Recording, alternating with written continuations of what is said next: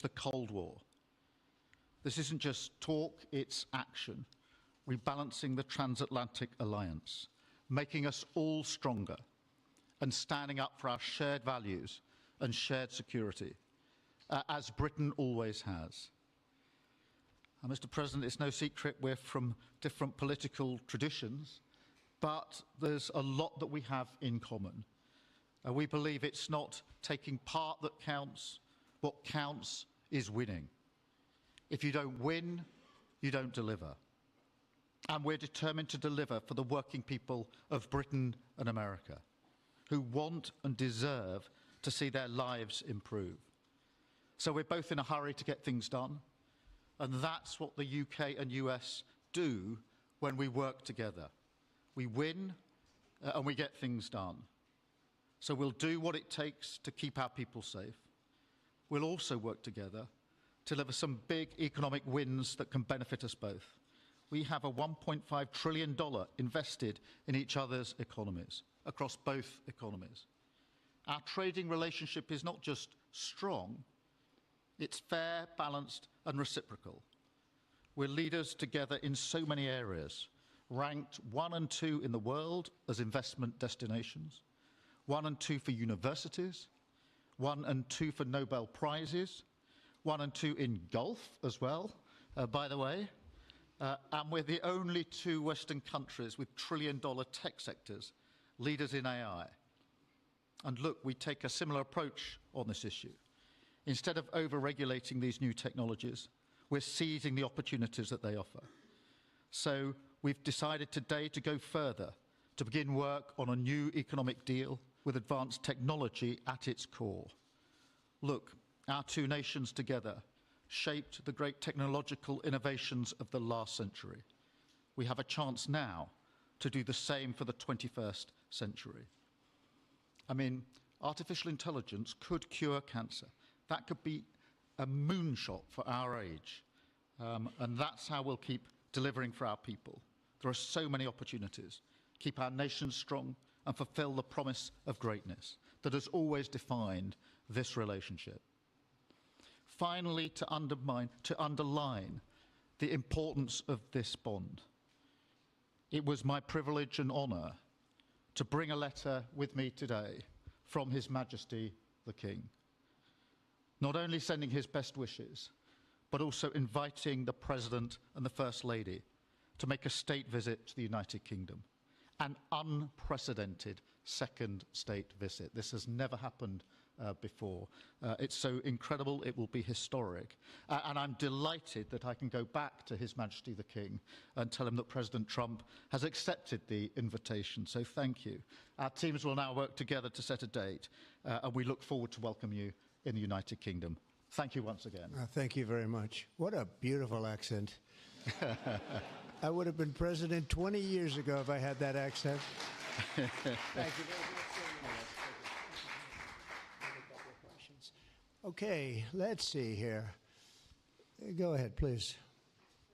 Thank you, Mr. President. Earlier today, you told me that you believe that foreign countries pay tariffs, but Americans who are concerned about higher prices believe, as most people do, that they're paid by consumers and importers when they import things into this country. Can you explain how you came to this belief that foreign governments are paying tariffs? And for the Prime Minister, did you discuss with President Trump his repeated statements of desire to annex Canada? And has the King expressed any concern over the President's apparent desire to remove one of his realms from his control? So I'll go ahead. The first part, the tariffs are necessary because we've been treated very unfairly by many, many countries, including our friends, friend and foe. But we've been treated very unfairly in trade at levels that nobody's really ever seen before, and especially under the Biden administration, they really took advantage of the United States. I put massive tariffs on China during my 4 years. We had the best economy in the history of our country. Probably the best economy, maybe the best economy in the history of the world. And I used tariffs to even things up. and in particular with China, we took in hundreds of billions of dollars, and we had no inflation. And it's a myth. It's a myth that's put out there by foreign countries that really don't like paying tariffs, and especially to even up. So we've been treated badly by a lot. We're using tariffs. And I find, and you just have to look at the numbers, but I find that it's not about inflation. It's about fairness, and the inflation for us has not existed, and I don't think it's going to exist. We're going to bring our car industry back. We're going to bring our chips back. We're going to bring so many things back to our country, including pharmaceuticals and drugs. And the thing that's going to get us there is tariffs. And I say often, it's my favorite word in the dictionary, but I always preface that by saying now, because I got into a lot of trouble with the fake news where they say that's not good. So I say God, love, family, wife, they're all my favorite words, but tariff is about number 4 or 5 on the list. But I will tell you, it's going to make our country rich, and it's going to stop us from being a laughing stock all over the world, because we have been taken advantage of like no country has ever been taken advantage of. Thank you very much. And look, we had a really good discussion, a productive discussion, a good discussion, as a result of which our teams are now going to be working together on an economic deal. Our teams are going to be working together on security in Ukraine. You mentioned Canada. I think you're trying to find a divide between us that doesn't exist. We're the closest, and we had very good discussions today, but we didn't That's discuss enough. Canada. Thank you. Please. Go ahead. Go ahead. Yes. Thank you. Hi, Natasha Clark from Hi. LBC. Mr. President, you've said you're working on a new trade deal with Britain, which we of course welcome. President Obama once said Britain was at the back of the queue for that trade deal. Where are we now? When do you think we're going to see that? And Prime Minister, the BBC has today admitted serious flaws over the recent Gaza coverage, suggestions of payments made to people linked to Hamas. Does the BBC still have your trust? Thank you. Well, they didn't do well with President Obama. He'd never got a lot of things done, and he didn't get a trade deal done that was of any importance or magnitude. We've had great discussions on trade, and I think we're going to have a deal done rather quickly as it can be done. We're going to have something, I think, rather quickly. We expect to do that. Okay? Please. On the BBC, look, I've been concerned about the programme in question. The Secretary of State had a meeting with the BBC. I think it was yesterday, it could have been the day before. Thank you. Jeff, go ahead. Thank you, sir. Pardon me. Mr. President, do you support Article 5 of the NATO treaty? And are you concerned that it might be triggered if European peacekeeping forces end up in Ukraine? I support it. I don't think we're going to have any reason for it. I think we're going to have a very successful peace, and I think it's going to be a long-lasting peace. And I think it's going to happen hopefully quickly. If it doesn't happen quickly, it may not happen at all. And we want it for 2 reasons. Number one, I want to see on a humane basis, I want to see soldiers stop getting shot, because largely it's soldiers now. Towns have been obliterated, but it's largely that. And I don't want to pay billions and billions and billions of dollars, nor does the Prime Minister or anybody else, on a senseless war that should have never happened. And we're going to get it taken care of. But I think it's going to be a peace that's going to be long-lasting. Do you have a question for the Prime Minister?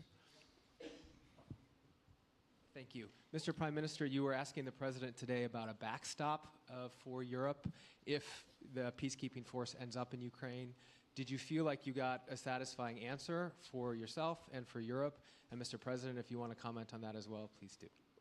I thought we had a very productive discussion. Obviously, as the President says, the deal has to come first. But yes, our teams are going to be talking about how we make sure that deal sticks, is lasting and enforced. So our teams will be talking about that. Okay. Please, Blue. Mr. President, some experts think it could take more than a decade to mine the precious minerals from Ukraine. How much should the U.S. expect to receive, and when do you expect to see that come to fruition? Well, we're never going to know that answer, but by our being in Ukraine and doing the exploration and also the digging and taking the rare earth, which we need in our country very badly, we'll be doing a substantial amount of work, probably about at least what we have in there, and we hope to be able to do that. You never know when it comes to that. You know, you dig and maybe things aren't there like you think they're there, but we'll be spending a lot of time there. It'll be great for Ukraine. It's like a huge economic development project, so it'll be good for both countries. Okay? Please. Prime Minister, excuse me, Prime Minister, you've talked about putting British soldiers' boots on the ground in Ukraine in the event that President Trump succeeds with his peace deal. But can you do that without a firm assurance that America will have our back in the form of some kind of security guarantee were Putin to breach that agreement? And Mr. President, tomorrow you're seeing President Zelensky to sign this deal on minerals and energy that could be hugely important to the United States. Will you take the opportunity to apologize to him for calling him a dictator while praising Vladimir Putin, who is a dictator? Well, Robert, let me start by saying I've been really clear today and previously that I think that European countries, including the United Kingdom, need to step up in our own defence and security. We've been doing that in recent days. You saw the announcement we made on spending just the other day. In addition to that, I've made it clear that the United Kingdom will play its full part in ensuring that if there's a deal, and we hope there is a deal in Ukraine, that is a lasting deal that sticks. And we're obviously working with other European countries on that, France and NATO in particular, but I think I'm hosting 18 countries on Sunday to further our discussions. You heard from the President this morning that, you know, as historically has always been the case, we have each other's backs, and today we've been talking about the deal, how that will be a lasting deal, and coming out of this, our teams will now be talking in detail about that. And I think we're going to have a very good meeting tomorrow, 11 o'clock. And I think we're going to have a very good meeting tomorrow morning. We're going to get along really well. Okay? We have a lot of respect. I have a lot of respect for them. We've given them a lot of equipment and a lot of money, but they have fought very bravely, no matter how you figure it. They have really fought. Somebody has to use that equipment, and they have been very brave in that sense. Yeah, please, go ahead. Ceasefire deal is nearing an end this Saturday, and there's been some worry that phase 2 might never get there. Do you believe that phase 2 of the ceasefire in Gaza will come to fruition, and have you spoken to Netanyahu about it? And for the Prime Minister, this peacekeeping deal has been pushed forward by the UK and France as well. Have you been in discussions with any other European countries to join this initiative, and are you expecting Commonwealth countries to also join the effort? Thank you. So we're working very hard in the Middle East and Gaza and all of the problems, and it's been going on for years and years and centuries and centuries. It's a tough neighborhood, but it could be a very beautiful neighborhood, and I think we're going to come up with some pretty good solutions. But phase 1 is almost complete. We've had some people that have been very seriously injured, very seriously hurt, both physically and mentally. They've come out of there very, very, some of them in very, very bad shape. It's shocking. Many young people aren't in bad shape. Young people are strong, healthy. They don't die. People have come out dead, young people and old people. It's a rough situation, but I think we're going to make it much better, and I think that we've had a huge impact on that since we've been in just the 4 weeks. I think we've had a huge impact on Gaza, the Middle East, and we have some pretty good talks going on concerning lots of other people that are going to make it better. So we'll see what happens. Nobody really knows, but we'll see what happens. But I think we've had a very positive impact.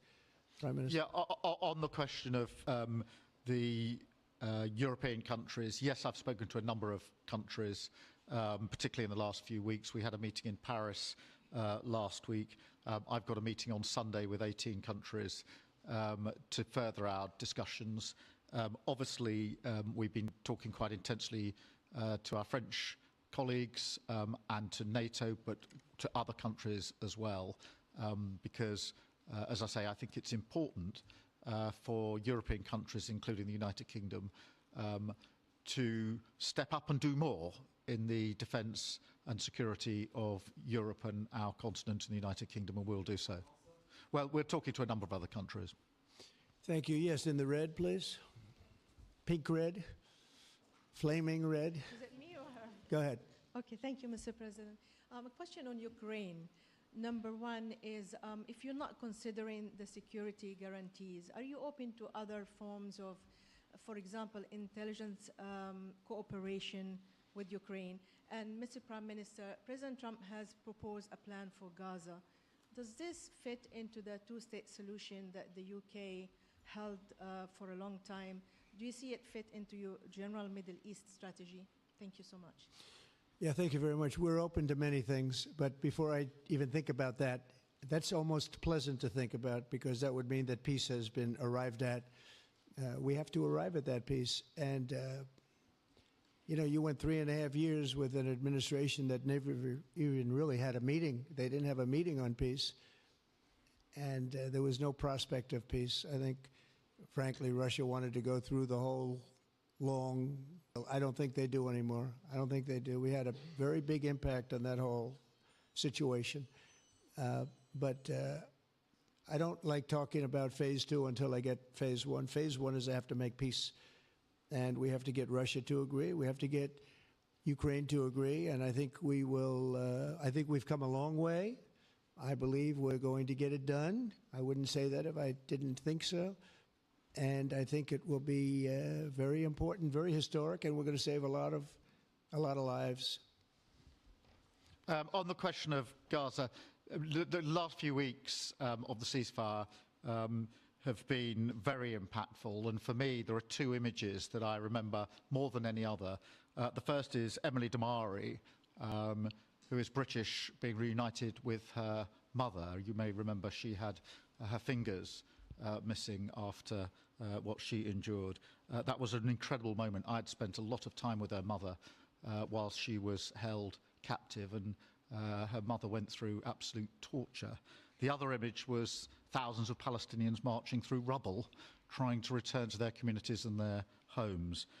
So we have to do everything we can to ensure that the ceasefire continues, so that more hostages can be returned, so that aid can be brought in that's desperately needed.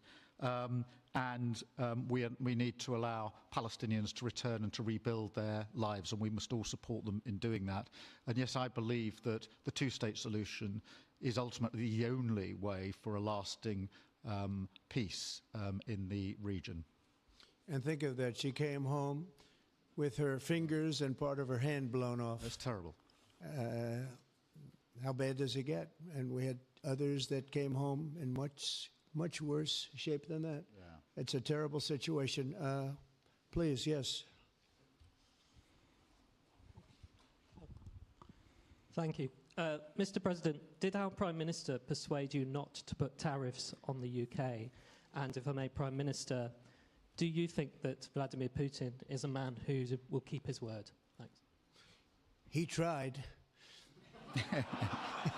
He was working hard, I'll tell you that. He earned whatever the hell they pay him over there. But he tried. I think there's a very good chance that in the case of these two great friendly countries, I think we could very well end up with a real trade deal where the tariffs wouldn't be necessary. We'll see, but he earned whatever they pay him. He earned today. He was working hard at lunch, and I'm very receptive to it. I think we, in all fairness, in all seriousness, I think we have a very good chance at arriving at a very good deal. JD and Scott and Howard, all the people are working on it, and I think we have a good chance at arriving at a deal that could be terrific, really terrific for both countries. Okay, thank you. On the second part of the question, I think my views on Putin are pretty well rehearsed and pretty well known. My concern is that if there's a deal, and I hope there is a deal, that it must be a lasting deal, that it's not a temporary measure. And that is why I think it's really important that Putin knows that this deal, a historic deal, which I very much hope comes about, is there, and it's a lasting deal. And that we're able to deal with any inclination he has to go again or go further? I think we'll have two deals. I think we'll have a deal on ending the war, and I think we're going to end up with a great trade deal with you. And it's an honor to be with you, and I want to thank everybody very much. Thank you very much. Thank you. Thank you very much. Thank you.